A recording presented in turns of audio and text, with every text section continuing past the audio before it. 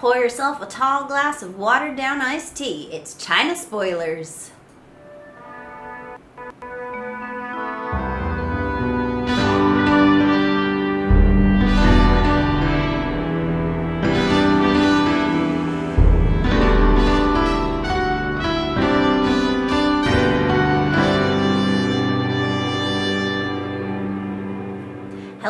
Welcome to China Spoilers, our weekly podcast discussion of making short films for YouTube while living in China.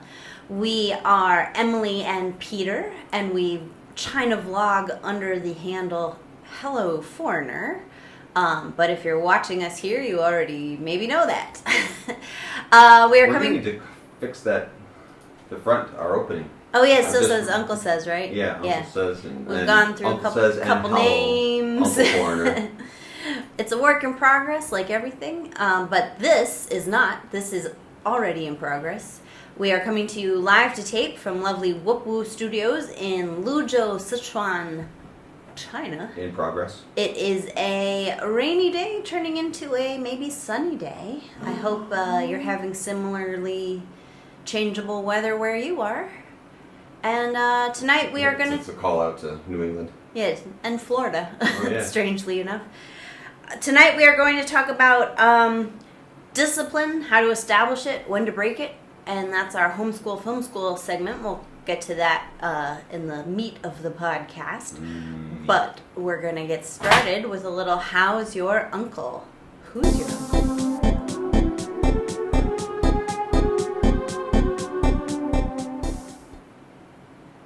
So it was a week. The power went out not in our apartment, but at my school, which is a block away. And so across the street. Across the street. So across the street, that block, the power went out all day Wednesday. And then our apartment, it didn't go out. That happens. And it's common enough. It's not like every day, but it's not like once a year. It's more than once a year, I would say, that the power would go out somewhere. It was a lot more common years ago. Yeah. And I think that has to do both with general progress, but also that we were living in a school under construction years ago. Under construction. Yeah.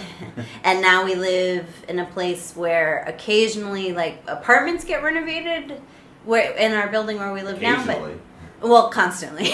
But it's far more often that the water will get turned off for that reason. The power just does not go out that often. But it does, it's noticeable that it goes out. But the thing about doing that in China is, like, life just kind of goes on. Like, we've been out at restaurants and the power goes out. And Peter and I go like, whoa, because, you react. But nobody else in the restaurant reacted. Not even lifting a finger. So it is like, just life goes on. And to some degree, I've gotten used to that. I got to school on Wednesday and I flicked the light switch and I was like, oh, guess the power's out. But class as usual. But one of the other foreign teachers who is just new here this year was like, does this happen a lot? What do you do? And I had to be like, oh yeah, I guess like in America, if the power was out in your office, you'd probably go home. At least go down the stairwell. Yeah, you'd make some accommodation. This was just like, I needed a printout, and so they were like, can you wait till Friday? And I was like, yeah, I can wait till Friday. But it really is like, you make do. And there is a kind of make do spirit, kind of, because, China is a developing country still. So the infrastructure is not always as strong, although, watch out, America, you're crumbling. But so there are situations that happen here, whereas like if they happen in America, it would be like you'd write a letter to someone or you'd call a manager. But here you kind of cope with it, which I find, depending on how much sleep I've gotten the night before, either like really irritating or like really ingenious. I just saw on my Facebook for my old hometown in Massachusetts that somebody was having a fit because people have been working on a bridge, and by bridge I mean like really small, like over like a covered Yeah, New England lake. not an actual covered New England bridge, but like about that size, really, over a brook of a river. Like you could hop over it. Almost. Not quite, but enough where it had to shut down traffic, so you're diverted through West Springfield, and somebody was having a fit on Facebook because of this reason. And of course, other people are like, well, you could call city council, or there's things you could do. Also, you could go around it.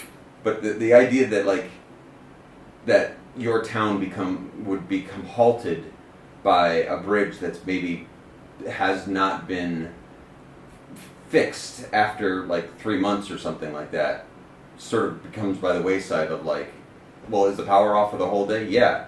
We're still doing classes? Yes, of course we're still doing classes. Well, because it's who are you going to call? The electricity's out. Yeah. It'll come back on when they're done with whatever they're doing. Whoever you're calling about the electricity is going to say, well, either our electricity's out or wait till it comes back. There's no... Yeah.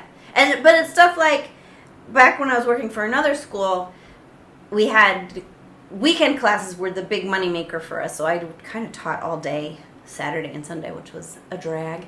But the person who had the keys to open the school was sometimes late on Saturday morning to open the school, but that didn't mean that class was late. That just meant we started class outside with no supplies and no access to my lesson plans, which was that where it's well, this is inconveniencing me now. So I was kind of mad about that, but it also was I don't want to kick the whole day back 15 minutes just because this one person is late. We'll just start this class now. Which is running around outside is totally acceptable to do for an English class. Yeah, if you were to take that to city council, you bring it to your head teacher of oh my God, what should we do? I have my PPTs and I can't even, they're we'll play games. Yeah, so it was and none of the Chinese staff was as bothered by that as I was. So at a certain point it becomes who's causing the misery to who? You're causing yourself your own misery by.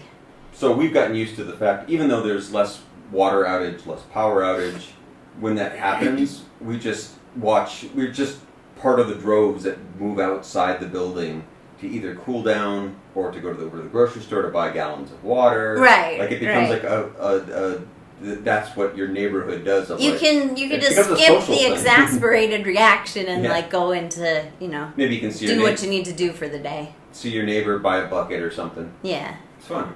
Yeah. And I mean, my current classes I use flashcards, and I had a laptop computer with the music on it for the class that was already charged up, so it was no change to my day. My gym class though got canceled because the treadmills were. The gym is on the same block as the school. I literally live my life in gym one. Class not for school, but for my workout. Yeah. So the treadmills weren't working, so we canceled class. Which at first I was well, I mean we don't do the treadmill, but everything else is. I don't want to work out in this weather with no air conditioning. It's really hot. So I was ultimately glad. And then I had a little text convo with my trainer oh yeah, our school has no electricity too. And he's well, what do you do? How do you see it? And I said, the sun.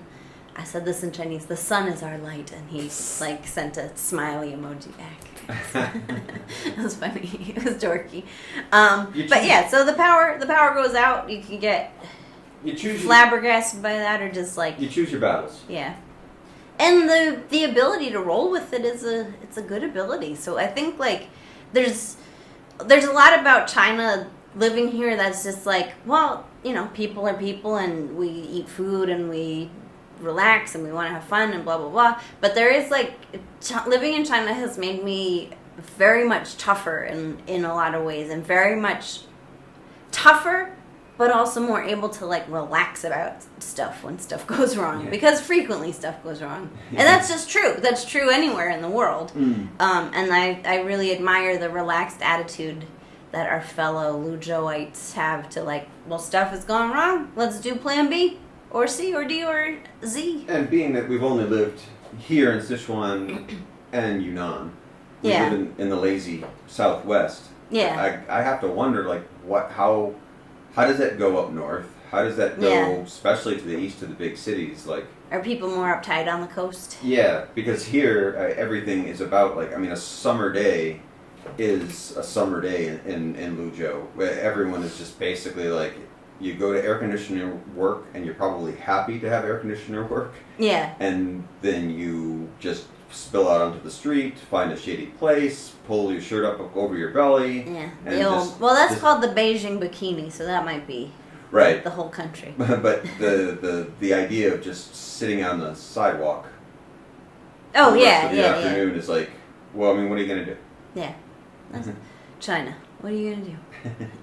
The other interesting little language note I've noticed, a couple of kids in the past couple weeks have like really started looking at my eyes and like asking me about like what color is my eyes. They're blue, which is, you know, Chinese people don't have blue eyes, but also most people in the world don't have blue eyes. So the kids look at my eyes and they're just like, whoa. And they ask what color they are, and I say blue, and they say they're not blue, they're gray, which no one in American culture anyway, in American linguistic culture, you can have like brown eyes, blue eyes, hazel eyes. Those are really the three categories, right? We don't like classify other colors of eyes. Yeah, unless you're like really like chartreuse or like something weird, like purple eyes, like Elizabeth Taylor. Mm. But like we don't say that people have gray eyes ever. So maybe cat's eyes if you're like weird green marbled or something. I guess, but like there's not a division of blue eyes. There's just blue eyes. So I thought that was interesting. That they think my eyes are gray.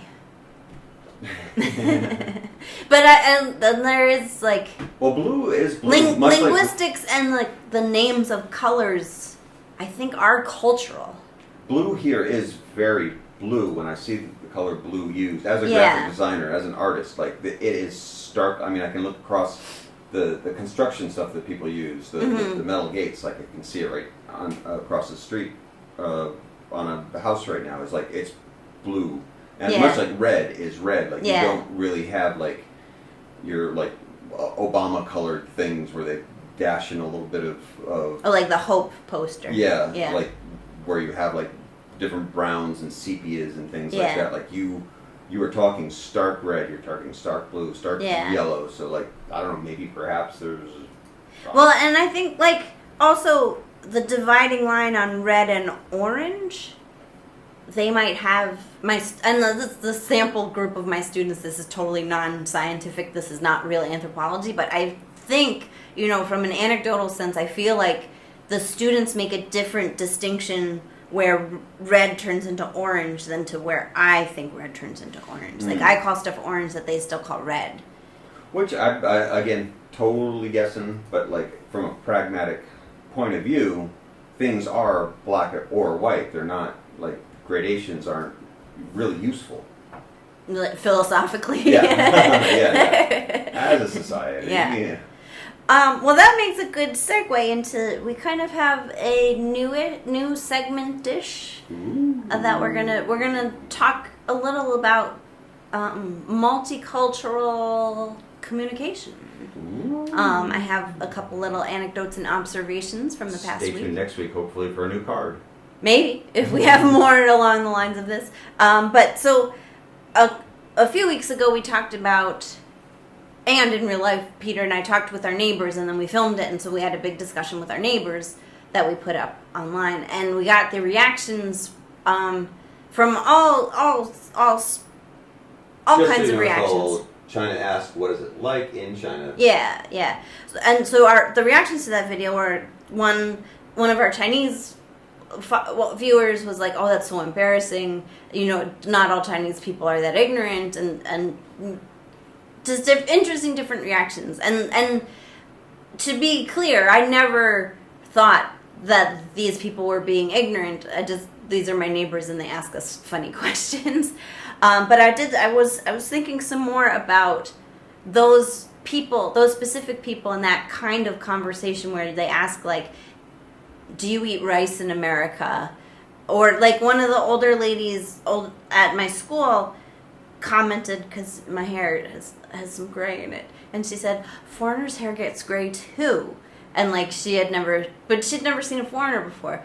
And so specifically this age group, if they're like 60 or 70 now, they would have been 30 or 40 in the 80s and 90s, which is when reform and opening happened here. So before that time, they would not have had any access, especially I think in this part of the country. And depending on what socioeconomic class you're in, you could have never met a foreigner, and you could have never had access to information about the outside world, or the access to the information that you'd have would be severely limited. And then even after the 90s and the internet came to China, and when the internet first came to China, it was unregulated. There was like a couple glorious years that you could just, if you had access to online, you could just go. But this part of the country didn't even have reliable electricity. I think they had like 3 or 4 days of electricity per week before the dam was built. The Yangtze River Dam was built.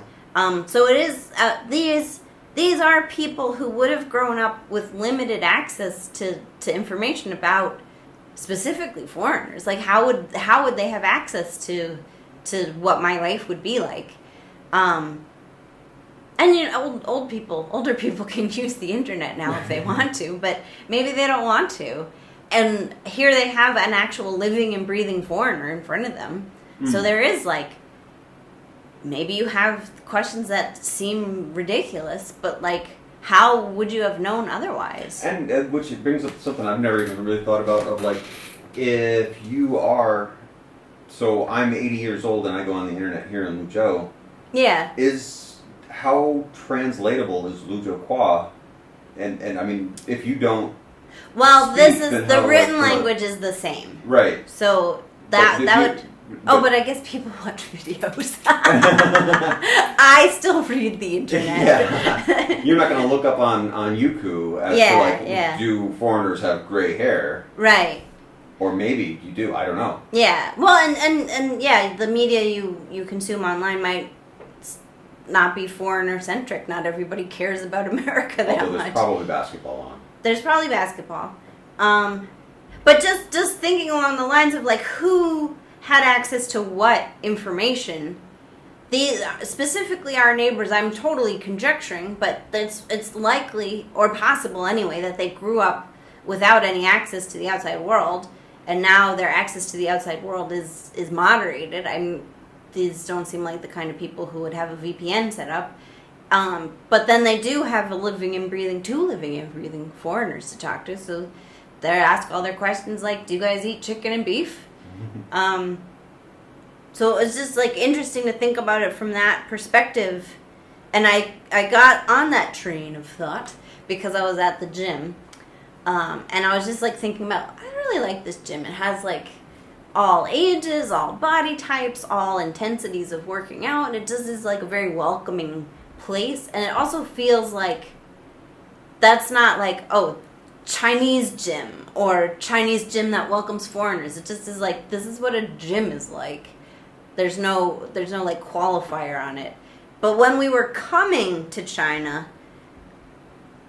8 years ago almost, we were like, I was researching like, does China have yoga classes? They're so close to India.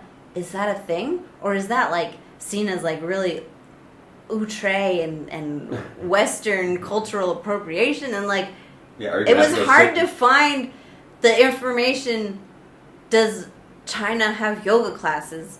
And now that I'm here, like, yes, they do. And it's just like the yoga studio that the differences are like gym specific, not like China, America specific. Right. Do you have to join a monastery and climb a mountain every morning to go do it? Yeah, exactly. Or like, we were wondering, because we knew that maybe China was more conservative than, especially the New York culture we were used to. And so I was like, can I wear tank tops, or is like, do I need to wear sleeves? And like all this stuff that it was like, no one bothers to write that stuff up on the internet.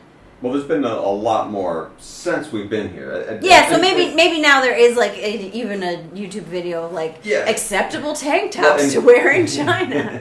But it is like a Chinese person I don't think would like write up acceptable tank tops to wear in China, because that you wouldn't like think it's parts of your culture that are so small that you wouldn't think like this is different in a different culture, maybe. Right. Well, the people that do that the most are people from schools that are helping you come situate with, you know, whatever your boss from school picks you up from the airport and tells you like what day you're going to start, and you're like, well, what should I wear?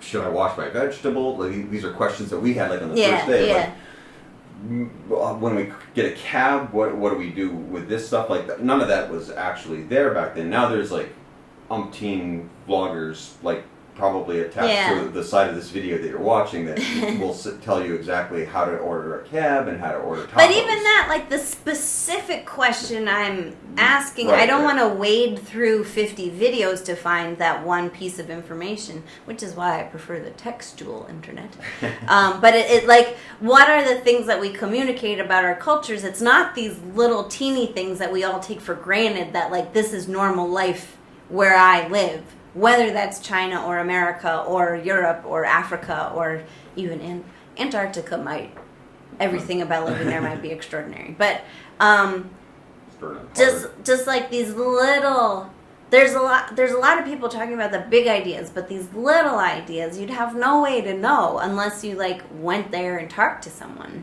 which I think is really interesting. And then one more example, a linguistic example this time. My friend who is studying to be a translator. She's Chinese, and her English is super bueno. And sometimes she sends me English language questions, and we got into a thing about multiple choice.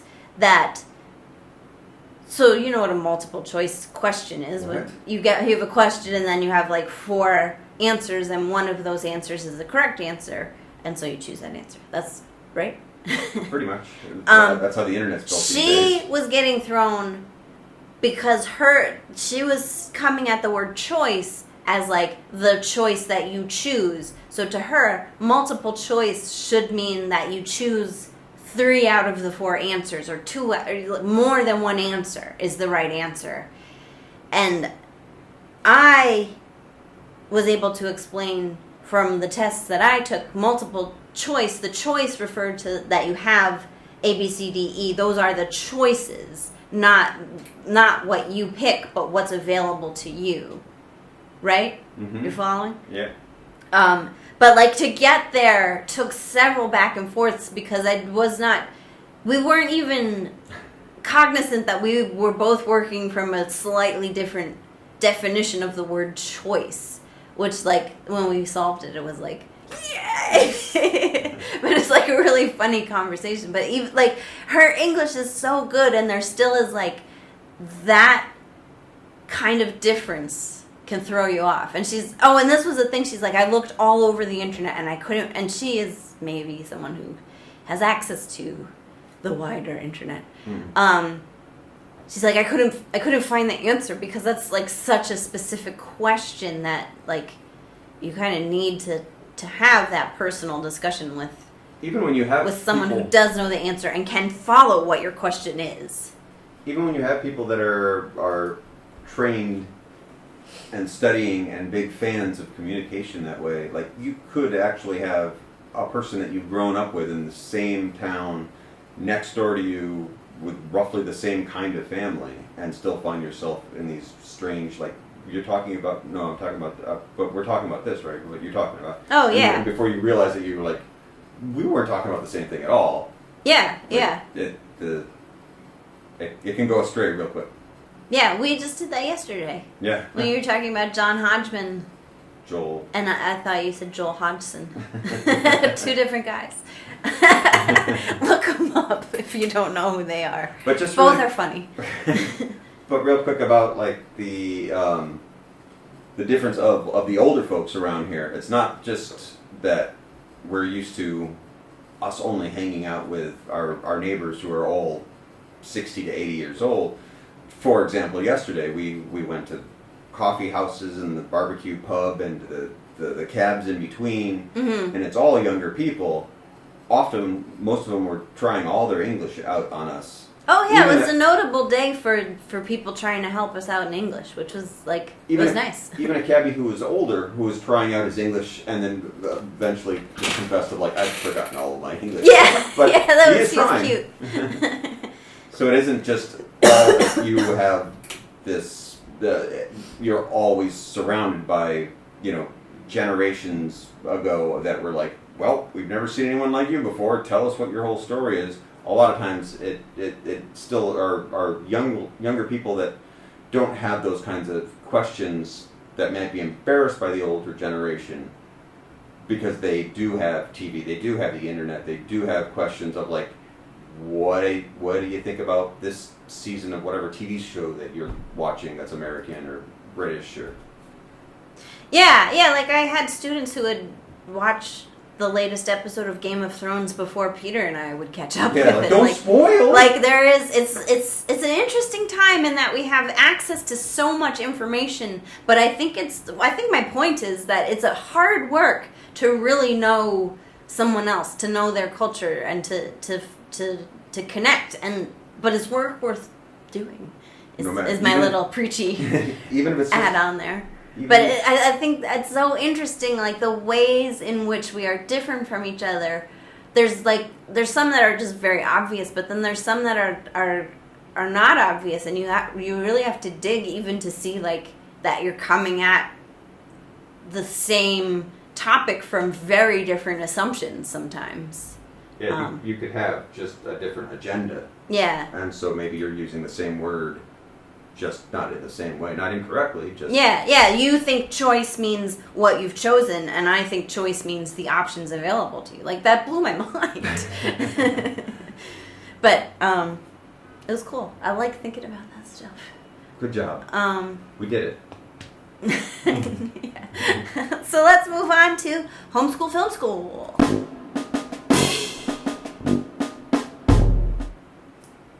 So a brief kind of observation is that Peter and I go through kind of phases where we're more interested in the technical aspects of filmmaking, lighting, cameras, sound, blah, blah, blah, and then we swing back around to the more philosophical aspects of storytelling and why we even make videos or whatever. And right now we are squarely in the philosophical realm. We've been thinking so much about story and writing these days. So that's probably for the next couple weeks we'll be talking about that. And then I want to buy some microphones this fall, so who knows what will happen. But today our topic is philosophical in that we're going to be talking about discipline. And discipline for everything is really important. I think you just don't get anything done without discipline. No. Peter had a professor in art school who and I think this is great. We've kind of adopted it as our own. His kind of summation was paint the fruit. You've got to paint the fruit before you can. He went around to the class. I'm sure he did this every year, like painting 101. He would go around to the class and he'd go to every student and he'd be, who's your favorite painter? Matisse, Lichtenstein, whoever. And as soon as the student would say oh, my favorite is Kuhn, he knew how to paint the fruit. He knew how to paint the fruit. Mm-hmm. You've got to learn how to paint the fruit before you start getting any fancy about what you're doing. Yeah, which is all to say you have to master the basics of your craft before you can break all the rules. Even Picasso painted figurative drawing before. Fruit. He drew, what we know him for. Everyone paints fruit. Picasso painted fruit. Yeah. And so I think, Peter and I, we had careers before we came to YouTube. Couple. Wherein we did, I worked at a daily newspaper that trained me to write every day, regardless if I was feeling like it or not. And Peter, had similar practices and jobs and paper's always got to go out. there's no ifs, ands, or I don't feel like it. Today, there's an issue that has to leave the house and go to printing. And that extrinsic motivation can be really powerful, especially when it's attached to your paycheck. Yeah. You have to do it or you don't get paid. Is like really good for like getting you able to like develop those skills to focus in. It's also great for anxiety too. Well, yeah. Anxiety. Yeah, that's the problem. But so when we started our YouTube channel, we were like, because we knew,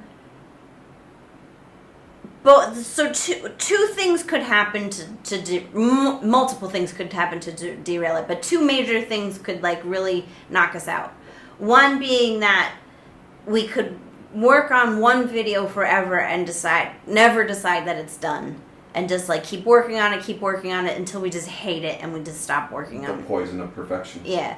Or we could never get started. We could like toss around ideas, laugh at them, and then just never do any of it. And then we'd be finished before we started. So superficially, it's kind of funner just to talk about funny ideas or interesting ideas. Oh, it's way easier to brainstorm ideas than it is to actually do them. Yeah. So we early on, right from the first video, I think, decided we were going to have this weekly deadline. A week seemed like enough time to come up prompted by YouTube as a professional thing, like come out with one, if you could come out with one every day. Well, that's one every day seemed unrealistic. Yeah. One every week sounded like something we could get done. One every month seemed like that was too long between projects and we'd get distracted and off the path. So we decided one every week, no matter what. And then it was like for about a year. We still haven't. Well, we still haven't, but I would say we haven't missed a week. We've been more and more creative about like what we count as our video for the week. But in the original 12 months, we really were like conceive, shoot, and put up a video once a week, and from start to finish. Yeah, and that was valuable in terms of the YouTube algorithm. I mean, then it wasn't because YouTube wasn't showing us anybody. Yeah. But like there was again the extrinsic motivation of YouTube saying like if you post regularly, your audience will find you regularly. But for us, it was more intrinsic of like we know at the time Thursday what is our day, so we need to hit Thursday. And no one's asking for anything, but we know we get to like check off that box. Thursday, the video is up. And sometimes we would rush ideas. Sometimes we'd put up stuff that we kind of felt like maybe they could have used another edit pass or like if we had really had time, re-record certain parts. There was stuff that went up with mistakes that would have been fixable with more time. Certainly, it was a matter of like how bad is the mistake? Yeah. Do we re-upload? Or it'll still go up. Something will go up, but like how bad is it and how long? Yeah, and there were maybe 2 videos where we really kind of wrong facts. Nail biting of like, do we want it? Like minor mistakes are okay because making the deadline is that important. But there were 2, the Hong Kong one, and I forget what. But I feel like we had another one where we were just like, I don't know, this maybe isn't good. This maybe isn't good enough. But. So you're talking like aside from the things like with the teacher one. Oh yeah, the teacher one. Where Matthew had told you that like, oh, this date had changed or this practice had changed. So right. there was the day after go back and retract or. Right. No, it was more that we were having creative disagreements up until publication. Right. But we published anyway because it was that important to us to get the video out, and I think. Looking back, that was the right choice. It was the right choice to push ourselves to put out all these videos because it really got us.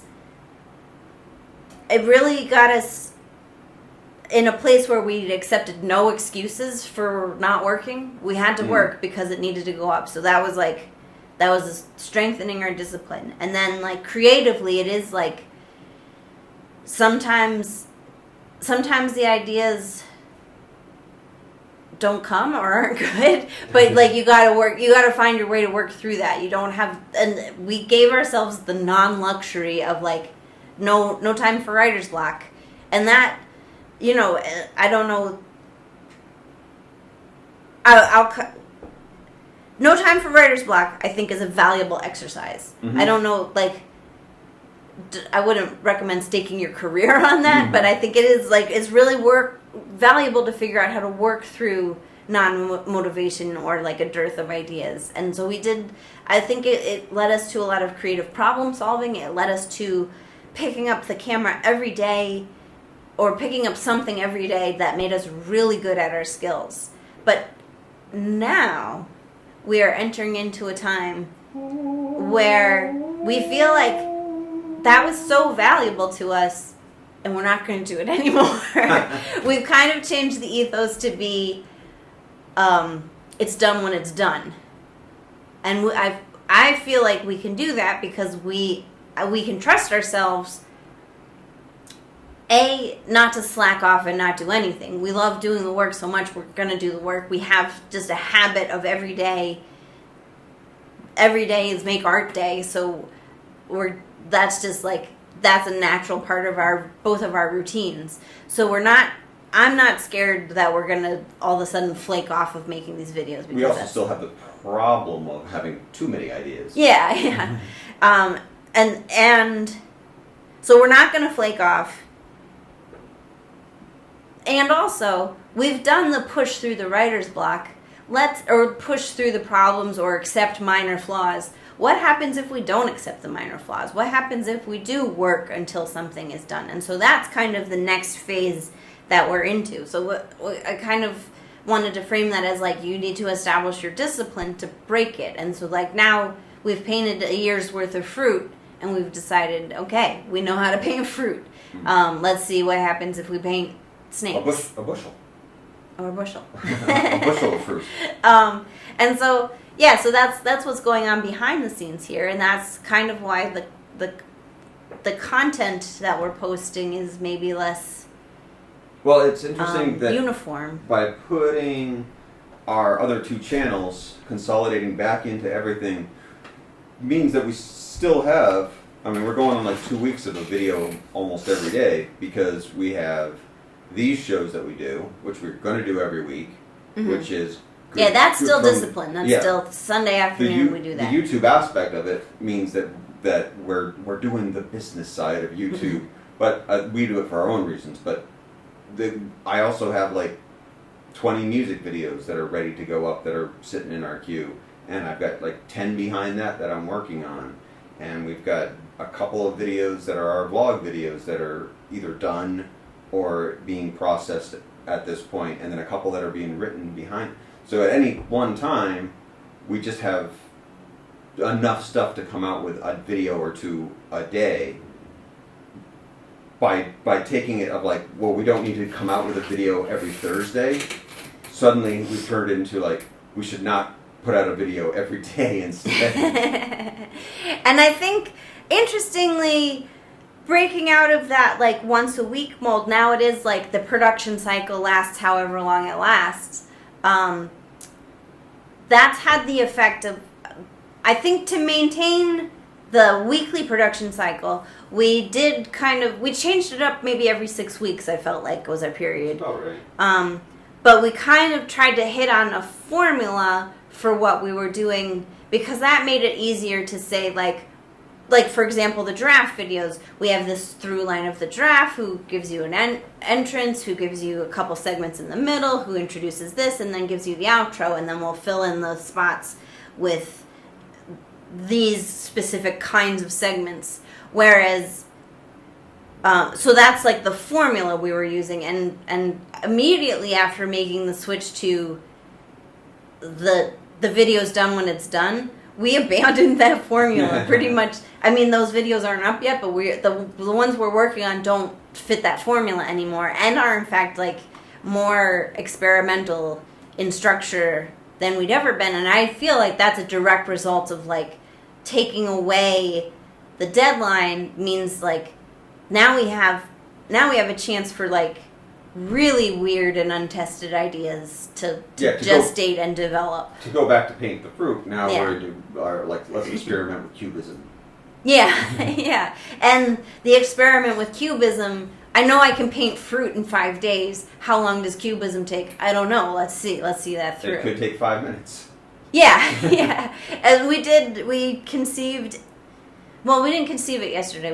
We kind of talked about an idea for a couple weeks, but then we wrote it and shot it in we wrote it in an hour and shot it in 15 minutes. Mm-hmm. A whole idea, which maybe next week or the week after will come out. Or this week. Or later today. I don't know.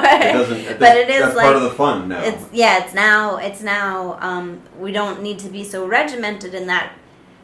That is actually opening up creative outlets in addition to logistical changes. Yeah, I find really interesting. When you're doing it like on that business side of YouTube, it's like it's presented to you of coming out with a video that's similar every week at the same time or every couple of days, so that people know what to expect. Of like, I collect action figures, so I expect every Friday report of that week of what are the new products that have come out in that line or whatever. I need to know that because that's what I do, kind of thing. Right. But when you're not actually doing something that's tied to an industry or like entertainment news or what movies have come out that week or how to, what's the new muffler on a car or whatever is your thing, then like it really doesn't matter. Nothing is time sensitive anymore. So It's kind of like it is when it is. Which is not to say we don't have a focus. And I think like the part of that video a week year was like deciding what our focus is. And at one point I wrote the log line, "The Mundane Adventures of a Life Lived Abroad." And I think that's like, we're not going to start all of a sudden making like roller coaster review videos or I mean, especially because I hate roller coasters. But like, so I think it's not like our videos are going to be about anything. It's going to be about the minutia of our lives through the lens of like the absurdity that we think life is. That's what I mean. Of like, we've given ourselves the freedom of like, we don't need to come out with a video at 9 o'clock every Thursday. Yeah. So now we're making this video now. We're going to put this video out tonight, which means the video that I have like 5 videos that I could put out tonight instead of this video, but we can't put out like 5 videos a day. So So I have to take one of those videos and put it out tomorrow. And then I've got another video out to put that day. But then I have a major vlog one that is ready to go out at any point, and another one that's almost finished. So we have so many things. By taking and saying we don't need to put down one a week means now we have like, for some reason, 10 a week. Right. Well, but and I'm saying from the point of view of the YouTube advice of like, find your niche, marketing, blah blah blah. That's actually not useless advice, even if you're trying to be more artistic. In that, like, in this opening up of the structure, it's not like anything is possible, because that's paralyzing to me. I couldn't work if like our videos could be about anything. And so I think part of the discipline period of a video per week was really sussing out what's our point of view, what's our focus, what's our viewpoint. That's point of view flipped around.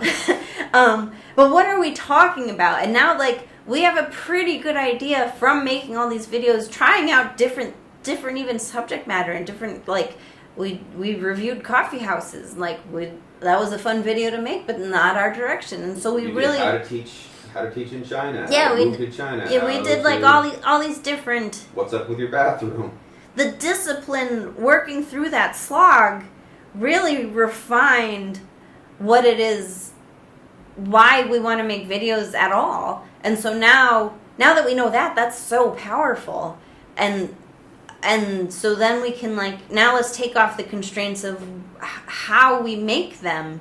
But that doesn't mean like, so let's go nuts and anything is anything, because that's you don't make art that way. You don't make anything that way. We've taken it to more of a focus rather than like broadened it to like a shoe could be a hat. Yeah. Well, we're not going to run out now and like, well, now we have to go back to Hong Kong because we want to do a story on, so like, we're not reporters and we don't want to be, and we've tried that. But if we were to go to Hong Kong this week for some reason, maybe there's something that would come out of that. But it would be about not like we're not chasing stories kind of thing. Well, and we have our approach to writing that we're starting to work on, that we'll talk more about as that develops. But that, like, Peter and I know, we know the stories we want to be telling, and it's not like the euro today is blah blah blah versus the yen is blah blah. Well, yeah, blah. I mean, by putting the name China Vloggers on anything that we're doing, apparently right now we should only be talking about Hong Kong. Yeah. Cagedly. Yeah. And we're not. Even when I worked at a newspaper, I worked on the culture desk, so the news is not my thing. It's important, and some of my good friends are amazing journalists, and they do really good work, and I love to read about it, but that's not the stuff I want to do. But you and I have said a couple times, I would say past the 1 year mark, that like, wow, these are really the videos we wanted to be doing all along, but we didn't know how to do them. And the way it turns out you find out how to do them is do 52 videos that are kind of what you wanted to do. And like, there's no way around it. The first thing you do is not going to be your best thing. If you look at like any kind of, like, let's just it's going to be great, but it's it's going to be great. You just keep doing the work, and you'll get closer and closer and closer to what you actually want. If you look at, like, I'm just going to take music because that's what I know the best of any of the chameleon artists that are like superstar, your Billy Joel, your Bowie, your Madonna, tons of others. They do spend so many of their younger years working on, like, I'm a folk artist, I'm a pop artist, I'm a punk, no, I'm heavy metal, no, I'm progressive rock, no, I'm chamber orchestra. Like, they're testing out all these different areas to be like, well, what is it about me? And it's not surprising that they tend to be pop stars, because pop is taking from all the different pieces of culture. Like, Madonna I don't know how much she knows anything about Spanish culture, but to pull La Isla Bonita out of anywhere means that she had to, like, go listen to at least some kind of nylon string guitar somewhere and sip sangrias to, like, be like, oh, I should do a song about, and then you're testing these different ideas. Yeah, well, and I went to an art exhibit a while ago now, and one of the artists was Pissarro. I forget who the other one, but the idea was that it was contrasting two different modes of creativity, and the thesis of this exhibit was that you get the wunderkind who has, like, the big idea when they're young, and then they often end up just kind of repeating iterations of that, and it's a huge idea for the rest of their lives. And it's a good enough idea that that's okay. That's like, we love that. And then you get maybe someone whose work in their 20s is unremarkable, but, like, they keep experimenting and jumping genres, and then, like, when they're older, as a mature artist, they just come out with stuff that is, like, genre defying. And I liked that theory, because at the time I was feeling insecure about not being a wunderkind anymore. But I mean, it's comforting to think, like, you know, we live in a culture that really values youth, and that's depressing. But, like, that's not the only way. It's not only just pop when you're young and then, like, you're a superstar. Like, you could just, you're working, you have a whole life to live. It seems like more fun to be working on something your whole life. Well, and which is, you know, self-serving, but also interesting idea. As you become older and you're not really worried about, like, how good do I look like on the cover of a magazine, it becomes more like, how good does my work look like when I've put it behind, you know, a screen and no one's looking at my face. Like, like when you look at, like, fashion designers, so often you see their wild imagination down the runway, and then they come out at the end to bow, and they're, like, in sweatpants. You're just like, wow, did you not? Were you? Oh yeah. That all the work is out there. Yeah, it's not. I don't have to wear this because I'm busy backstage. That certainly can be a part of the wunderkindism of, like, what is also being sold is the image of this young person genius versus like letting the art be the art. Which I had a digression on managed image of punk rock. Mm-hmm. Oh, because we were talking about Malcolm McLaren and the Sex Pistols. Oh, yeah. This, I am a big fan of the Sex Pistols, but it is also like they were sold on the basis of this image that McLaren and what's her name? Vivienne Westwood. Yes. It was so much about the clothes. And I'm not a big I'm not a big fan of Sex Pistols as the music. I'm interested in their idea of commerce and subverting capitalism. Right, and as a band that you could like them and not be into their music, that's that's something. And the same with the Ramones, who are like the received image is these carefree young punk guys with these tough guy haircuts, but Joey Ramone was actually like kind of a tyrant about how they presented themselves. Oh, yeah, he was like really into like, this is our look, these are the clothes we wear, these are the haircuts we get, and like it's all, so much of like there's not that much difference between like him and Gene and Paul of Kiss. Like there is like, we're going to have this look, we're going to have these haircuts, everyone has to wear jeans. It's not kabuki makeup and leather. But it is like everyone has to look. This is a uniform. Right. And there, I mean, and suits are as much of a uniform as anything. Mm-hmm. But that especially, I guess, in music, that your visual presentation is as much a part of the package as the music you play. That's why MTV makes so I have much no sense contemporary examples. Well, I mean, we don't have to have MTV, but we do have music videos that are usually on YouTube. Yeah. Or Vimeo, and you have to search for them. And when you do find people that are really embracing that, there's amazing stuff. Like we just found Pix, P-I-X-X. Yeah. Like unbelievable, amazing music. She's British and she's touring the U.S. this summer. I just looked it up. Go listen to Pix, and if you live where she's coming, go see her. I think that might be an awesome show. Yeah, we'd go see her if she was coming to China. She's not coming to China.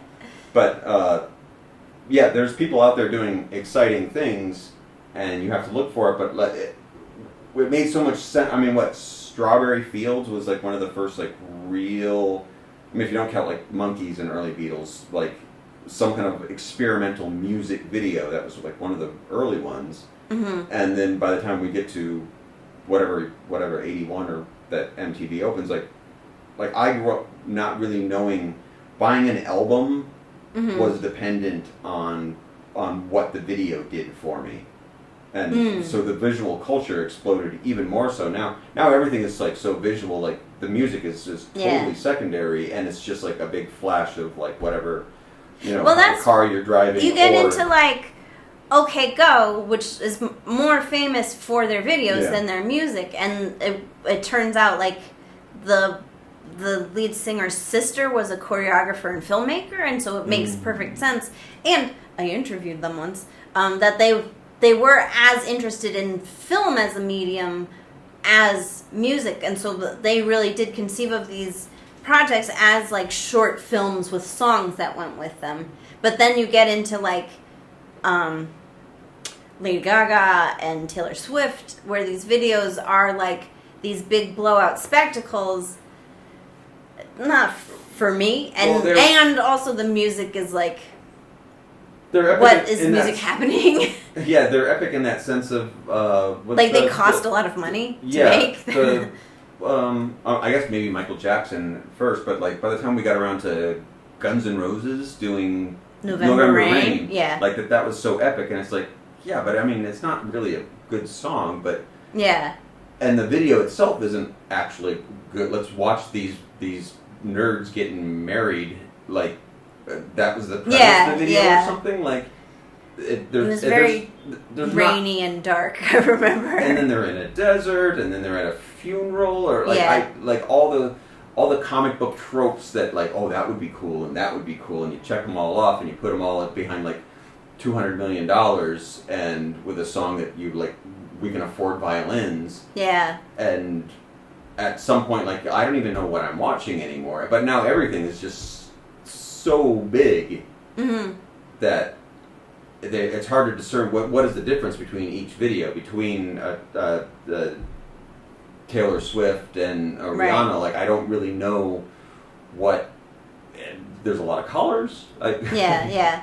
Well, I'm going to take us even further afield, because that's what we're doing today. I'm going to complain about money again. Like, there's so much. That's where I feel like the mid-2000s was a really good time when YouTube was just taking off for, like, really creative music videos. And, like, Eric Wareheim of Tim and Eric directed a lot of music videos that are just, like, super strange for indie bands that are, like, the music is also good. And I mean, that's my taste, so that's what I think. But now people have discovered that there's money in it, so then, like... You get Will Smith. Yeah, and... Yeah, like, why does Will Smith get to be a YouTuber? This is our lane. We're non-professionals. Get out of our way and let us have a lane. And I think, like Apple TV is opening another streaming service. And these, like, streaming, I thought, might have been a good thing for indie-level artists. Of, like, if there's more channels open and there's more content needed... That's great, because we can make content, and we're making content that's maybe, different from other stuff that's on our TV already. But it seems like the business model has now turned into, well, we're a big company. We're also opening a streaming service. Let's get celebrities to make projects that they didn't get to make. But oftentimes, like, we watched on YouTube Red, what's his name? From Human Giant. He's in so much more than this. Rob Huebel. Do you want to see a dead body? Oh, yeah. Which we do not recommend. This is a not watch it. Right. Of, like, this must have been, like, his pet project that he thought of while he was high or something. He's a comedian / actor. He's shown up in, like, every sitcom that you've seen. And he's a fine actor. I like him. I like him when he shows up and stuff. But, like, and this was just, like, him and his famous friends going around. Everybody. And the premise of the show is, like, he annoys his celebrity friends and then is like, do you want to go see a dead body? And then they have a moment because of that.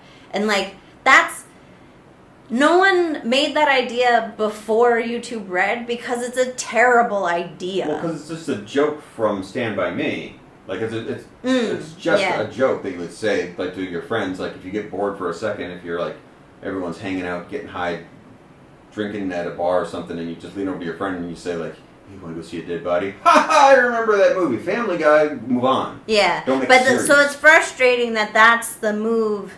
We were going through a period where streaming was expanding, we need more content, let's pick up these weird and quirky ideas. And even like, what comes to mind is Mozart in the Jungle. Oh, yeah. Which was Amazon's, one of their first big shows. And that was all famous people who were in it. And that was Jason Schwartzman's idea. He's already famous. But it did really seem like streaming was an opening for quirky, funny, indie, creative content. And now it's turning into... Well, let's get bankable movie stars and give them series, which is like I'm less excited about. When you have that. like I don't know, like when you have people that are close to a project, I don't know, like Star Trek is pretty famous for giving their actors like a directorial debut, and perhaps they move into more directors, and like to some extent, like that's cool. People are close to their projects and stuff like that, but like when it's just like you bank a certain amount, here's a bunch of money, and do whatever dumb shit that you can think of. Right. And because you've got a bunch of famous friends, and they'll probably work for you. Well, there's also a difference between like Jonathan Frakes picking up how to be a good director, and now he's a good, solid TV director. Yeah. But he's not like a famous person. No, I wouldn't be able to tell his abilities. But also, you don't sell a project on like Jonathan Frakes is directing. Right. Only in certain circles. Like much love. Yeah. But it's not quite the same thing as like, I don't know. Will Smith's son has an idea for a TV show, so we're gonna sell that. Like, I don't know that kid. Right. He's just famous. But yeah, so we're getting pretty off topic there. What were we talking about? So let's move on to commentary. Hey, we don't have any conducting business. Oh, we skipped conducting business. Oh, commentary.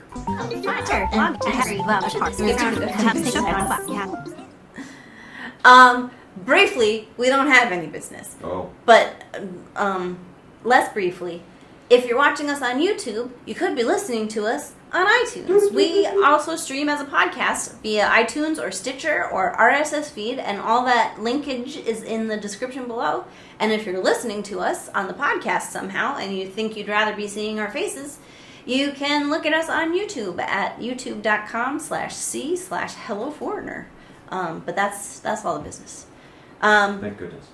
So let's talk about a normal haircut in China. Ooh. So, much like all of our recent work, this is a transitionary piece in which we have the giraffe. We're still working with the giraffe structure. This is one of our last, for now, giraffe structure videos. And this one kind of evolved over the course of several weeks. We had a couple small ideas that, we stuck on the corkboard and worked with for a couple weeks, and then one of those corkboard ideas was my haircut place at the mall closed, and Peter was like, well, so what if we follow you to get the haircut? And then it turns out needing a haircut and then getting a haircut is a natural story arc. So without much work, we had something that felt like a really complete piece, which was it was one of those, everything fell into place, and then after the fact felt really like we couldn't have planned this any better. And then concurrently, it was cherry season, so we kind of wove that as a theme throughout, as our bee theme. Do you have a comment? No. Okay. And I think, I liked that because we did all this planning work, we had stuff like the book review was an idea from many weeks ago that once we hit on the cherry idea, Peter was like, you should be eating a cherry in the background. Oh, and also because this is a haircut video, let's put your hair up in a towel turban and then when we edit the story, that segment comes after the hair wash segment, which all of that was just, we were open to change in the moment, but really talking about what the plan is the whole time to bring something together that felt like a full piece, which was really cool. Yeah, it's a lot harder than you would think. I mean, the easy thing would be just I need a haircut. All right, let's get a camera and I'll just follow you to get a haircut, and then you will have a haircut, and then that will be the end of the video. Is you started with this hair, you ended with that hair. Yeah. It's super simple, but how do you do that creatively is what we're really trying to explore. And we went, like we tend to do, we over-dramatize everything with, the building of empires, and that's the fun part. Getting a haircut, whoop-de-frickin' do. There's not really that kind of information in there that's really all that helpful. But it is something that, you did spend a lot of time when we first moved here, because cutting curly hair, it's not something that's easy to find people to do. You were like maybe I need to go to Chengdu, maybe I'll wait. You've waited to go to Hong Kong to get a haircut. Well, at some point it just becomes I just need I didn't get a haircut for the first 6 years that we lived here. And then I cut my hair myself for about a year. And then finally, we were in Hong Kong already, and then I was like, all right, this guy speaks English. I think, he's worked with multicultural hair.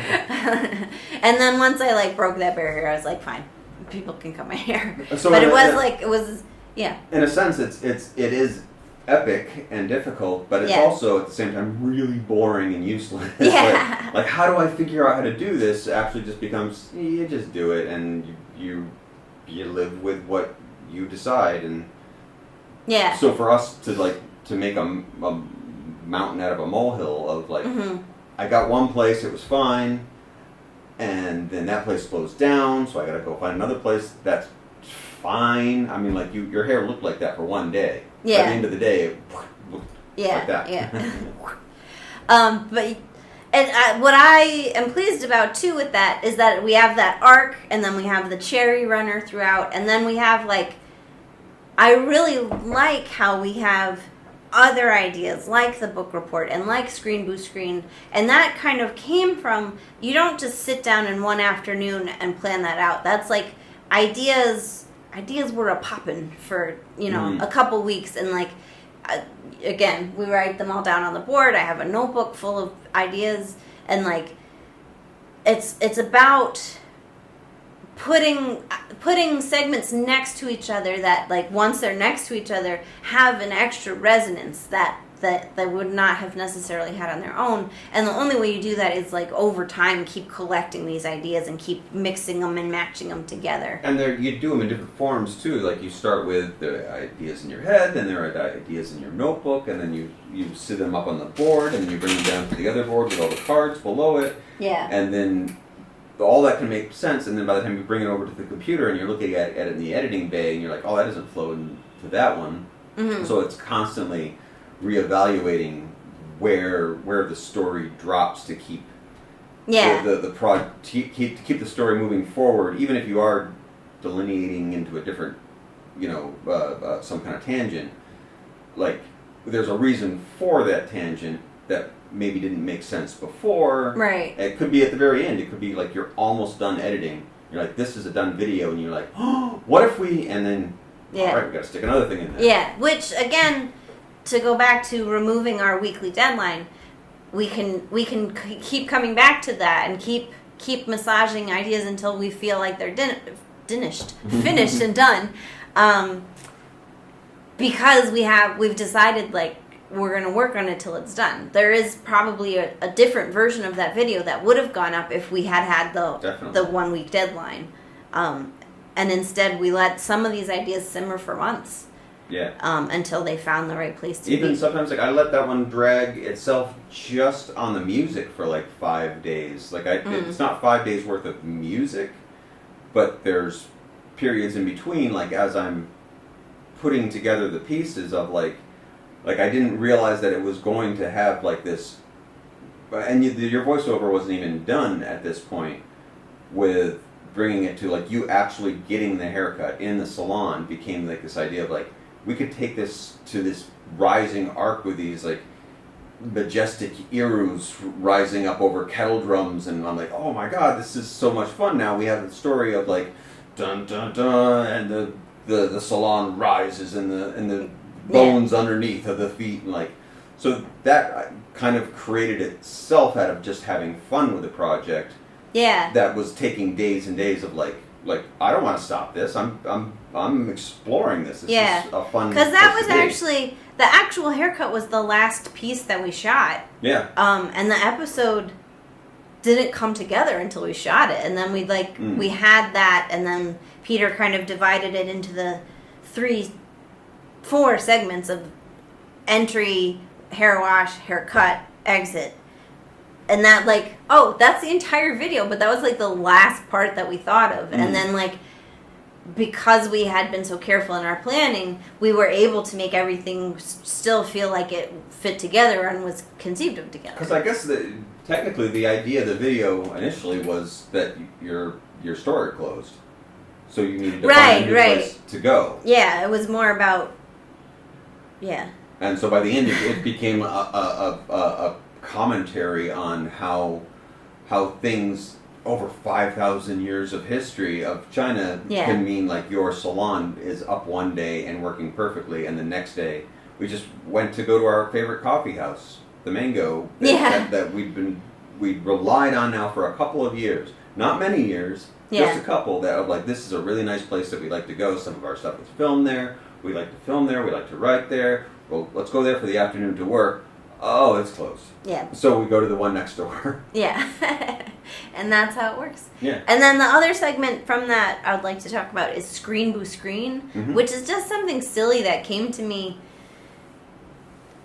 I feel like this is another one of those small cultural differences that you wouldn't mention, and so you wouldn't know is different. But in America, you would not think of opening a window without having a screen in it. At least where Unless you I've want lived. to like throw something at somebody. Yeah, and here in China now we have, as we've seen, we have screens in some of our windows, but like it's not a given, and it is like Most of our houses before this didn't it's have fine screens. to open. Like even a new place that we lived in just was not. There were not screens. Yeah, it's fine to open the window and not have a screen, and it just is like that was funny to me. And then like I kind of went through the ideas, because what made me think of it is that like the kids have started showing up with mosquito bites on their faces, and I have mosquito bites on my ankles and stuff. And that image, this part of China, there's no malaria, so like no one's worried about it. But I feel like if you were less than genuine, you could make like a really exploitative, like, look at these poor children. Like, no, they just have mosquito bites. They're fine. But like even children in countries where they do have to worry about malaria are still children and having a good time. Like, maybe illness is more, but more of the idea of like those poverty commercials paint such misery, whereas like I don't know. Kid's got a mosquito bite in his face. Yeah, there's something about like I don't know, exploiting misery. That's annoying. Yeah, and it is everywhere. Like we thought it was funny because we went around and we counted the screens. Like as we were talking about it, we're like, yeah, most of our houses have never screens. And you think about like professional, our schools didn't have any screens. Even the brand new school that was made doesn't have screens. The police station doesn't have screens. Like, it's not actually a thing that's thought of. Like if anything, just because you don't want to be annoyed when you go to sleep, you would put up maybe a decorative tent around your bed. Not like you're camping, but I mean like something that's you go to a store and buy a nice one just to keep out the mosquitoes while you sleep. But you want the windows open as much as possible because we live in a dank area that's surrounded by water of the two rivers. Yeah. And everything's going to be moldy, so you keep the windows open. And so why would you bother with screens? It's not like the bugs are going to get out and give you malaria. Get in and give you malaria. Like they're just going to bite the crap out of your face in the night. So yeah, you have to come up with some kind of alternative reason for. In any event, we don't need screens here apparently. Well, and that's so like as you can hear, I don't really have a coherent thought about the exploitation of the imagery of poverty. So we didn't pursue that idea. More, I just wanted like a dumb idea that like raised the issue that it is a question: do you have a screen or not? And then it also, this Peter and I had a little disagreement about in that we didn't explain it in the video, but I'm going to explain it now. Go. In Chinese, 行不行 means is that okay or not? And screen to screen to me kind of sounds like that, but without explaining that in the video, because I was like, that's an Easter egg for if you study Chinese. And Peter's like, but that's funny. Well, don't you want everybody to get it? And I said, no. So that was my judgment. Well, we also couldn't figure out a clever way that was obvious enough to make it. It's kind of you either get it or you don't. Right, because I feel like that explanation, maybe you like knowing that, but like it's not funny to explain that to you, and like I don't know if then you're like go watch it and you're like, oh, this is hilarious. Oh my God. But then we did have the idea. There's no link, so don't search for it between these two ideas. That this was going to be a Law and Order parody. Like I don't even remember how that happened. I don't either. But I think you suggested it, and then it was just like it was true. We just had to do it. Yeah, and then so Peter, that music is all Peter. He didn't write it, but he parodied it and played all the instruments. Yeah, at that digitally. point, which I don't like actually doing. I don't like learning cover tunes. I don't like playing other people's compositions. But like at that point, it was just like, well, okay. So for some reason, we decided that this would be funny, and we can't. You have to cover it. You can't take somebody else's for licensing, and it would be stealing. Yeah. So oh crap! Now I got to learn a song. Well, I guess I'm doing that. So that's like to go back to discipline of like, here's what the bit is like, and now I'm going to have to sit there and be like, okay, so what does that bass line do? Oh my god, this is so irritating. But the payoff of like, at the very least of the joke, it sounds like a funny keyboard version of the parody, so it pays off. Of the discipline paid off. Yeah, and the commitment. Like, why are we so committed to Law and Order? But it's funnier because Peter wrote out and played out the tune, and the flute part is intentionally quite different from how it actually sounds. Well, there's I think essentially it's a clarinet. One line is the correct one that you hear, but I put a double line, which is the theme that we're using for the main video for the haircut. So there's like a harmony part that, like, if you were to follow it, is give or take mostly the same as the theme that the video starts off with. Yeah. So that's me kind of defiantly, like, I'm not just going to learn the exact song. I'm going to stick. But I think it. I liked that he did that for two reasons: to show, like, we didn't just like record this from somewhere else. You broke it down and recreated it yourself. And so you recreated it with an imperfection to show that it's ours. But then also that imperfection links it sonically with our other stuff, which I thought was really cool. Which is all stuff like that, again, with discipline, is that it's not anything that people are really going to notice. And that's perfectly okay. Like, we know what we've done with that.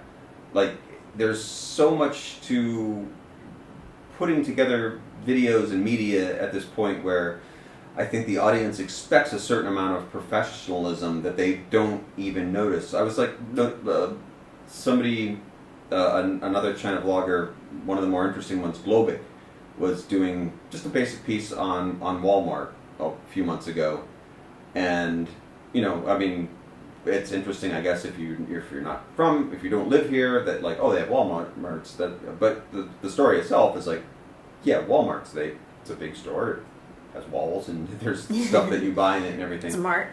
It's a mart and walls. The interesting part is that he had put it was like 10 things in Walmart or whatever it was, the list. But his cards that situated in between the subjects were done with Walmart symbolism and logos, and the number. He figured out the correct typography. Yeah. And I noticed that as a designer and was like, that's interesting, and commented about that. And he's like, oh yeah, well, thanks for noticing. Like, most people never notice that stuff. I was a graphic designer. Like, I knew it. Like, it's that kind of interesting stuff that if you do a good job, no one's gonna know. Yeah. But it's that one person out there that goes like, oh, I see what they did. That was pretty clever. Well, I think also most people are not going to consciously notice, but I think it is something that extra detail is going to make it more satisfying, even if they don't know why it's more satisfying. Right.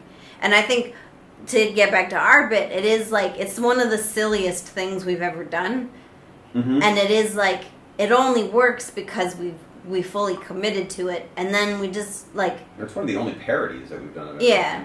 But then, like, having done that, we were like, oh yeah, we like being silly. Let's be silly. So maybe more of that. Not that exact thing, but... No, now we're just going to do Law and Order parodies. Yeah. But you want to go onto stuff happening in China? Stuff happening in China. Yeah, we don't have a card for that. Or we do. What's that? That's the name of a video that we're going to talk about as part of commentary. Oh, right. We're still in the... Okay. We're still in commentary. But, yes, Stuff Happening in China is the name of a music video that Peter posted this week, that the footage all comes from the And Then Now raw footage for our segment And Then Now, which we feature in a lot of videos since the fall, was one that rolled out. The way we film those, or I film those, is I take my phone, I put it on my little Gorilla mini tripod, and I find a place where people are, and I just put it down for about 2 minutes, usually, sometimes shorter. Sometimes if I can see, like, a cute baby is coming, I'll leave it till, like, the baby passes in front of the camera. But I usually aim for... Just really quickly. The title is "Foreigner Watching the Chinese Streets." Oh, it wasn't titled that earlier. Earlier today? Yeah, I just checked before. Oh, then we're talking about a different video. Stuff happening in China. I know the title, though, and then now it comes from "Foreigner Watching the Chinese Streets." Oh, I thought that was stuff happening in China. I can't go. Let's just talk about, because we haven't talked about stuff happening, and then now. Continue. Well, whatever we're talking about, and then now. Talk about that one. I am talking about Yes. that one. So yeah, I just plop the camera down and then see whatever happens in front of my camera for, that 2 minutes, and then I take it home and Peter extracts 5 seconds from each of those 2 minutes. But this video, we just let them all run out, so you can it's lazy people watching, and it's a lot of. And Peter gave it a treatment. Which, do you want to talk about that? Oh wait, no. I'm sorry. I'm confused. There's two that are using "and then now" ideas. Oh, okay. That's what's going on. Uh-huh. So the one, yes, you're talking about is stuff happening in China. Yeah. I knew I was right. And yeah, that's more of an amalgam of many of the one before that we were talking about was where you can see that's the song "and then now." These are the videos for "and then now." That's the difference. That's what. So the song for stuff happening is Chinese foreigners looking at Chinese people. No, what is the song that is in stuff happening in China? Keep talking. But I need this answer from you. It is. a little bit of searching. It's about time. It's from the Time video. The Time. Okay. The song. Yeah. From the Time. Yeah, and which I feel like is appropriate because there was a reason for it. And then now is all about like taking the time to watch what's happening in a moment, and now is a moment. So is now. So that's a fun video. And then the other music video from this week is "Sassy Girl." Oh yeah. Which was our first video where I actually sing on it, and we wrote that together. I think. Yep. And it was a challenging recording setup because we don't, as we've discussed in the past, we don't have like super duper audio equipment. We have a Zoom H4n field recorder, and we needed our computer to be on to play the backing track so I could hear and then sing at the right time. But our computer is super old and the fan is really loud, so I had to like take the recorder out into the hallway, and then like I had the headphones on, and so it was really. You definitely don't have a sound studio. Yeah, it was a very challenging setup, but we've made it work. And as we work through that, much like you were saying at the beginning of this video, that we're looking into microphones, and at that point we will be doing a lot more music video with lyrics and singing and stuff. Yeah. And then the footage from this comes from. Our video, "What Are You Doing in China?" But actually, I like that video as a video, and we've talked about that in the past. But I think this really works. Like if this was a pop song, this would work as its music video. It's strange, but I think it's me in different situations because I am the sassy girl, different strange situations. And then we have a lot of footage. It's actually Peter on our balcony, our 28th floor balcony, filming me crossing the street, down the street. Which it was kind of amazing that we could get that shot. But any of our many videos of you going to the grocery store. Yeah. That essentially is I'm up top, she's down at the bottom. Yeah. And our Zoom works that well, as noticed by Fireplace. Yeah. Yeah, that's our Sony camcorder, and that's our the digital Zoom. It's not close. I'm not near the apartment where Peter's filming me. Half a block away and 28 floors up. Yeah, so we're pretty proud of that. It's pretty cool. Yeah. And it's a fun little music video with, it implanted in us the desire to do more. So yeah, getting back to actual like pop songwriting and this kind of like goes along with like the Law and Order thing of what we were talking a lot about last night, of a lot of the more artistic YouTube YouTube artists out there at the moment tend to mix music with skits and vlogging and commentary. Like, it's just a natural thing, which is like, I mean, music is already integrated in what we're doing, and that's kind of like where we set aside of like, oh, we should have a different channel. Western Toilet, the band, should be over here, and it shouldn't be. But now that we're like, no, it makes so much more sense that they're back together. That they're not separate things. It's all part of the art. It's all part of the story. And if that divides our audience, I don't care. Like, that's not actually what we're doing art for. Yeah, but it does seem to be acceptable in the format of YouTube to make comedy sketch videos and music videos. Yeah, at least in the company that we want to keep, and it's not even that new, because there's not that much difference than like, I don't know, like Yacht Rock of 10 years ago or something. Like, it's kind of the same, or even SNL, like forever. Yeah, music and comedy have a natural affinity. So expect more music and more comedy. And more comedy. But let's take it to watch it. Watch it. We gave you a homework assignment last week to watch the show The Last OG, starring Tracy Jordan. No. I tried so hard not to say that. Tracy Morgan. I confused him with his 30 Rock character. And so we're going to talk a little bit about the show as a whole, but then specifically episode 10 of season 2, which was a Do the Right Thing parody. And so just to set up the show, the premise is Tracy Morgan's character was a low-level drug dealer who went to jail 10 or 15 years ago, and then he's just got out, and then his neighborhood in Brooklyn, in the meantime, has been completely gentrified. So he has to kind of readjust to living in the gentrified neighborhood, which, it's a funny premise. Or it could be a very sad and dramatic premise. Well, and just to start off, that's kind of what works and doesn't work for the show, is that it's somewhere teeters all the way through 2 seasons now. Yeah. Of really poignant points to make and funny. Like, it's leading up to something that's a big important point through really wacky circumstances, and it's kind of hard. It's like a knife's edge of like, what side is it landing on every episode, scene to scene sometimes. So it's very uneven, but always there's something interesting going on. It's flawed, but very interesting in how it's flawed. And I would say that the second season has been a lot better than the first season. And part of why the second season has been so much better is they've really invested in that neighborhood world and established. He lives in a halfway house now, and so they've really built out the other halfway house residence.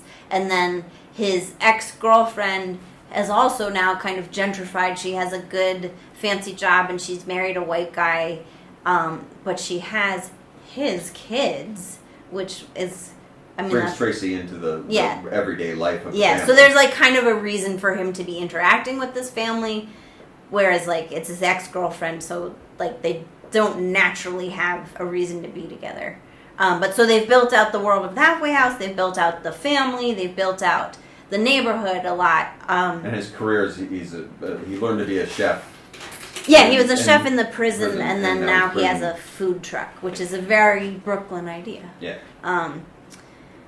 So yeah, I think like the premise of the show is just so interesting, and the episodes that work the best are the ones where they focus on like the interactions of these kind of two worlds colliding.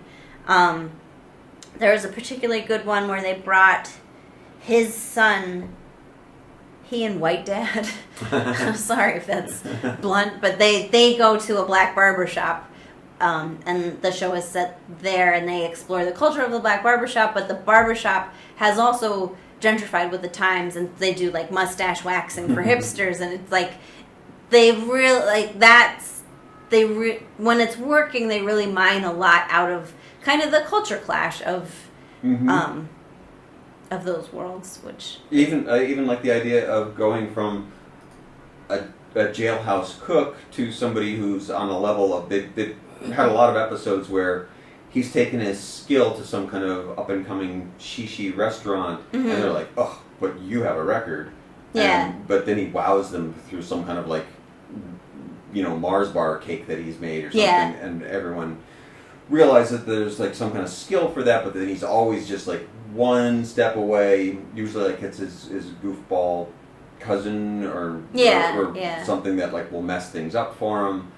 Or just complete snobbery. I think they had an episode where a fancy restaurant stole his recipe rather than hiring him. And so the idea of him going to the street now and making his own truck themed on being, what's it called? The Last Meal on Wheels. Last Meal on Wheels. And it's prison orange and it's... so it marries the two themes. So he's gentrifying himself. He's doing his best to be on the up and up in a way that he can use the skills that he's learned from where he's in. And so the communities themselves are coming... Well, it's definitely about adapting and surviving, because it is a fact, that gentrification has happened to this neighborhood and it happens in many neighborhoods. And there are things we can do to prevent that. There are things we can do to protect the original denizens of these neighborhoods.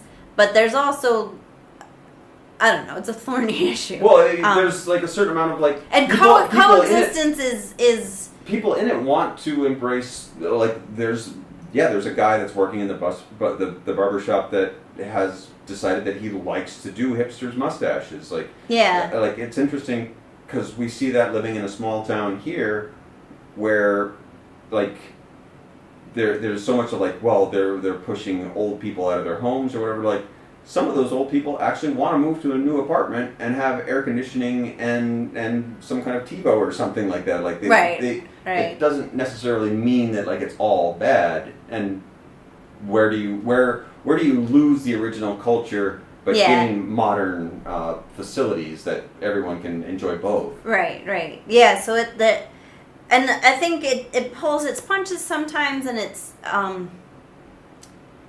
Tracy Morgan is not the strongest actor. He's like, you can tell he's at his best when he's just kind of doing a stand-up routine, and that's kind of like ancillary to what's actually going on. But the rest of the cast is pretty strong actors. He's essentially anything that he's been in. He's basically a catalyst, right? For change of some kind.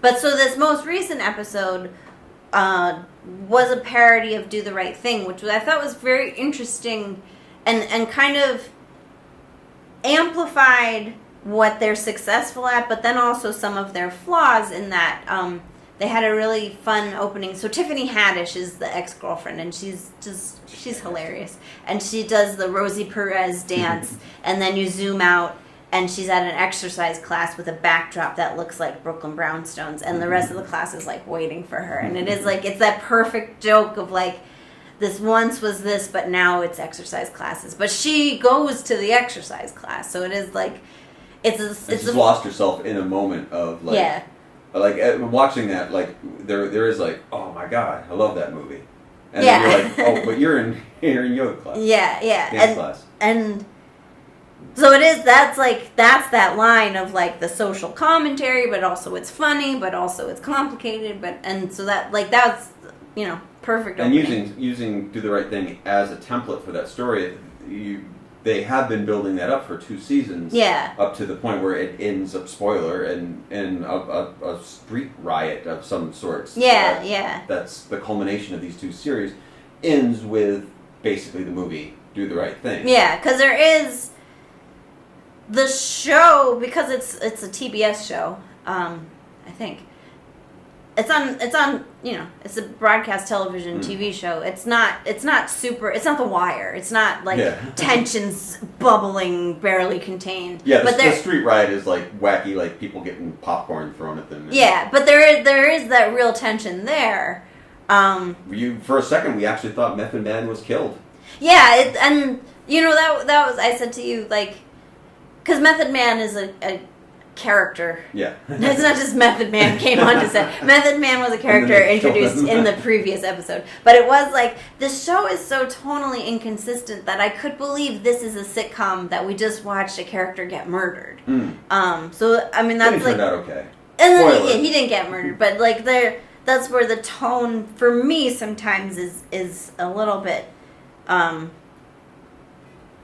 over the place. And like maybe that is like, are we projecting like we're too sensitive about like, oh wow, that's serious, like they could be just being like, come on, it's a joke, like we're not going to kill Method but it's Man, not not a joke because the tension is there, and they ended the episode pre-credits with a list of people killed by police violence in 1989 and 2019.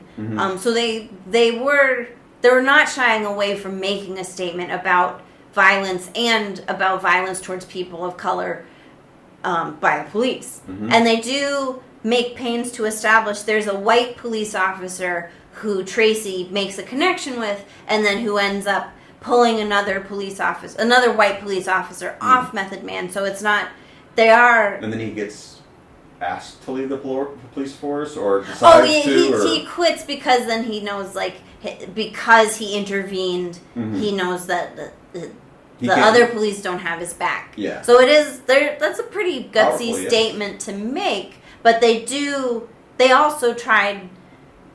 for even-handedness sake, to have have a white police officer be a hero, and to show that it's not all white people against all black people, which I guess is responsible. So yeah, but it's a complicated issue, and I don't know.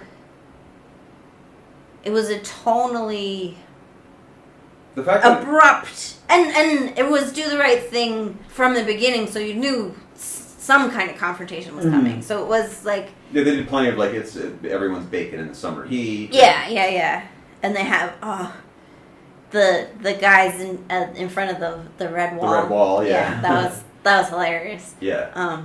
The show itself overall is it's funny. Sometimes it gets like ridiculous Keystone Cop funny, which is like but the where it definitely has an intention of going is and I think like you're saying, like with Morgan himself, like in the second season they've drawn him back and given a lot more meat to all the other characters. Yeah, it's less about his specific journey and more about the community is a good word, I think. Yeah. And that's what made it stronger. And then it is just like this, everything's based around him. It's his food cart, he's employing his relatives, he's trying to take care of his kids. His kids they're so fun to watch. That whole family is so fun. Even White Dad, like come into his own of like bland man. That actor plays White Dad or White Boyfriend in like a bunch of stuff. Yeah, he's got that down. But yeah, they've even like fleshed out his character more, even though I can't think of what his character name is. But it was an ambitious swing, and the tonal inconsistency, I think, maybe kept it from being like a total success, I would say. But it was like a really interesting choice and a very bold choice, I think. Because that's an iconic movie. Oh yeah. And so to pay tribute to that, and then police violence is a serious issue, and divisive issue.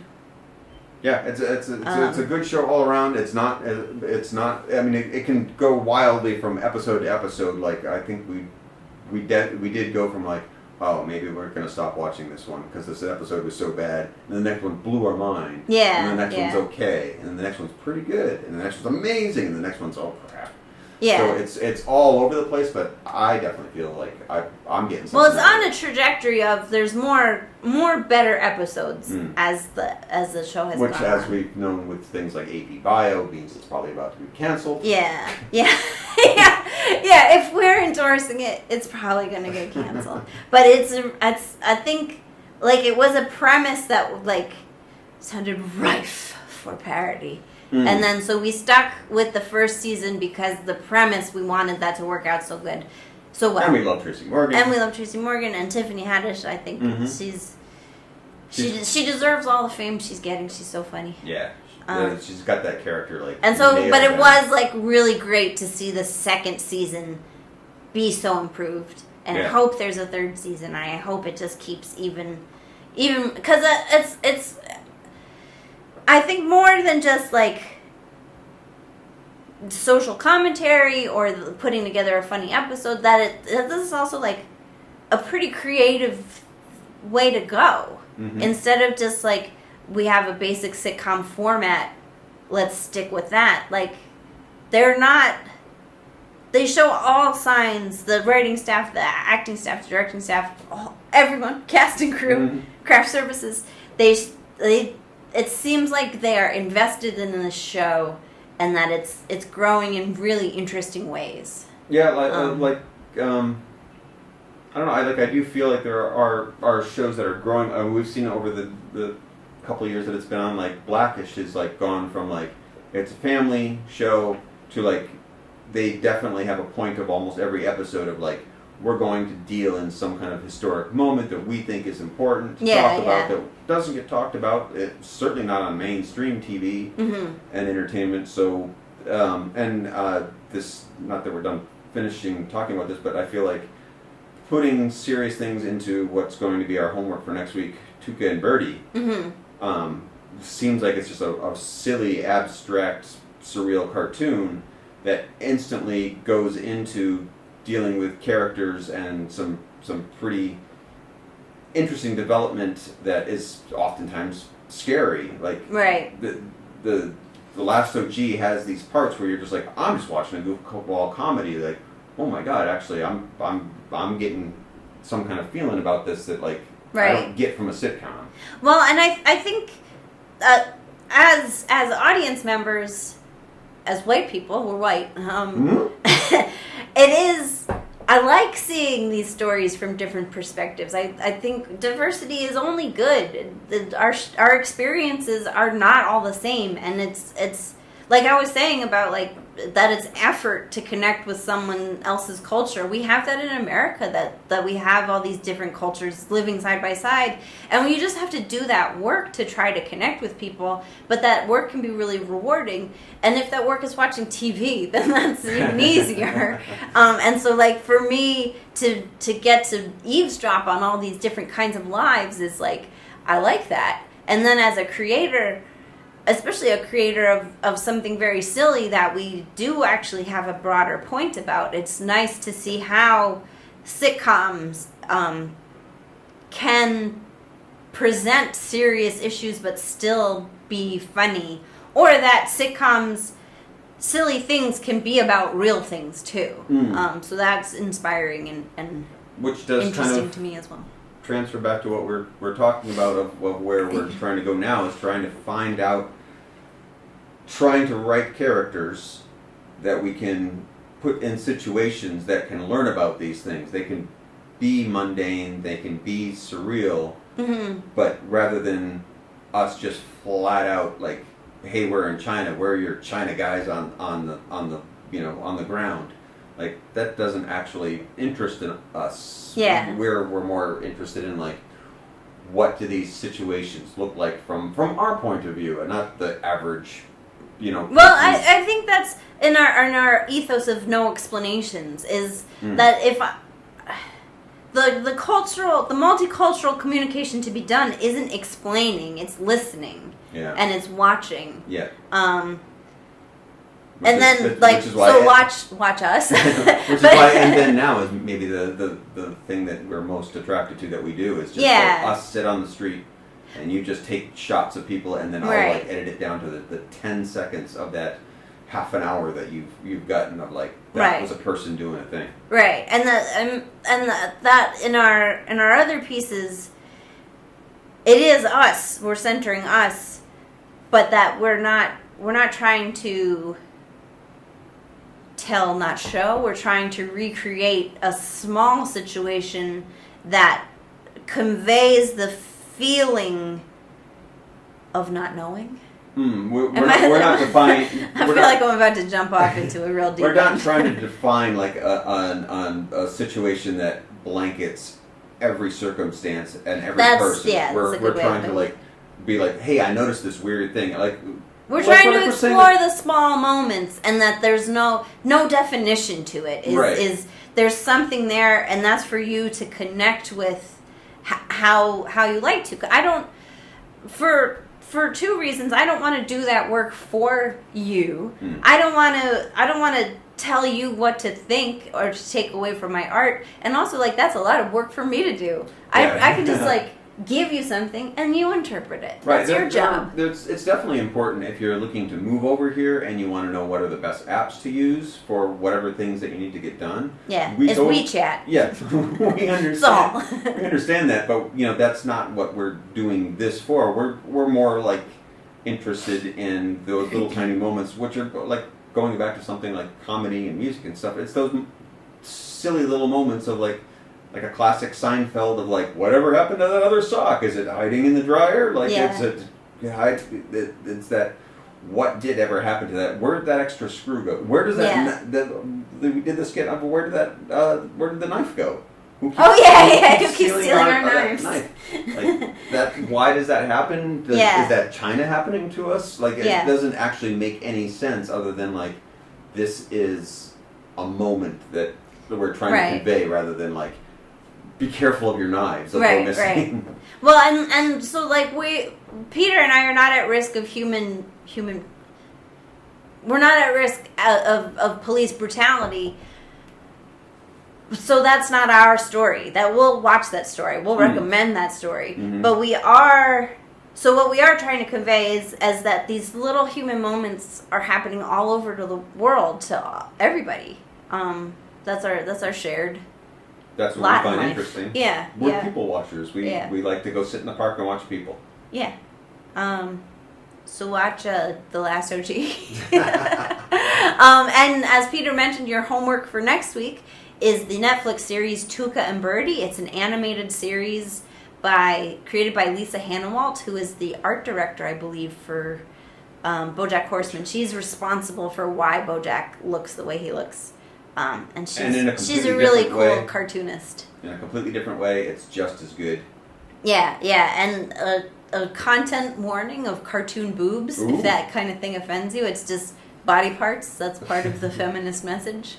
But they are there. It starts up from the beginning. It'll warn you right away. Yeah, they're not titillating, but they are there. So yeah, noodles.